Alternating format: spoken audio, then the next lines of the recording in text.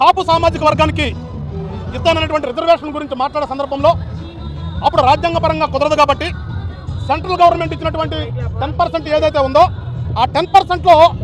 5% కాపు సామాజిక వర్గానికి ఇస్తానికని చెప్పేసి ఒక బిల్లు కూడా పాస్ చేశారు అసెంబ్లీలో. కానీ దురదృష్టవశాత్తు తర్వాత వచ్చినటువంటి ప్రభుత్వం దాన్ని క్యాన్సిల్ చేసింది. ఇప్పుడు నేను ప్రభుత్వాన్ని కోరేది ఏంటంటే ఏదైతే డిఎస్సి రిలీజ్ చేశారో మీరు ఈ డిఎస్సిలో నోటిఫికేషన్ ఇచ్చే ముందే మళ్ళా ఒకసారి పునఃపరిశీలన చేసి ఈ కాపులకి ఈడబ్ల్యూఎస్లు ఇస్తానన్నటువంటి 5%ని ఇచ్చిన తర్వాత ఈ నోటిఫికేషన్ కూడా జారీ చేస్తే,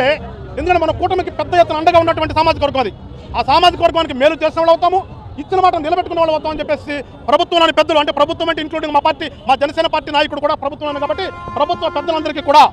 ఈ యొక్క విన్నపాన్ని మీరు పరిశీలన చేయండి అని చెప్పేసి జనసేన పార్టీ నుంచి కోరుతున్నాను. మరి ముఖ్యంగా కూటమి అభ్యర్థులందరికీ కూడా మరొకసారి కృతజ్ఞతలు తెలియజేస్తూ ఈ రోజున ఈ కార్యక్రమాన్ని ఏర్పాటు చేసినటువంటి కూటమిలో ఉన్నటువంటి జనసేన, తెలుగుదేశం